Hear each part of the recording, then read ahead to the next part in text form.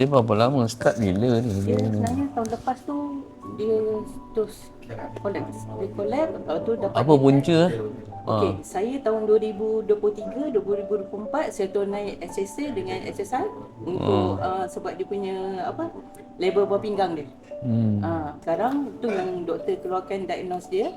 Awal tahun ni autoimmune encephalitis neuropathy.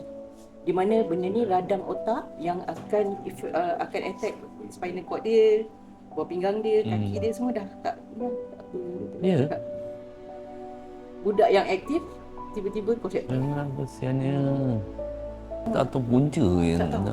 yang Sekarang otak susahnya. dia tu mengecil. Otak dia mengecil tapi masih stabil lah. Dia baik kan? Dia sebab saya tak mampunya macam nak setiap minggu pergi hospital naik ambulans 400 dengan oksigen. Lepas tu andai kata buat check up pakai transport Grab ke apa, kalau selalulah sebulan sekali. Tu kita boleh bagi, BBG boleh bagi kan? Majlis Bandaraya. Bila dia collapse tahun depan, doktor yang tajuk tu ambil kes dia baru dapat detect. Doktor tu memang very fast. Tapi ya Allah bagi yang baru ni 30 hari ni, hari kelima dia dah tak ada.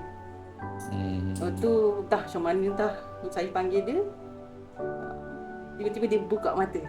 Tu yang semua terperanjat dah. Doktor suruh standby lah masa tu.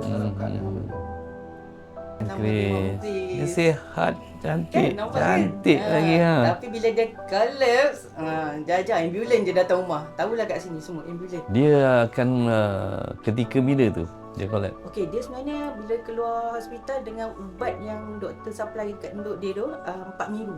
Dia tak boleh lebih daripada 4 minggu. Nanti dia Tahniah Kak untuk dia belanja apa semua sikit-sikit. Terima kasih.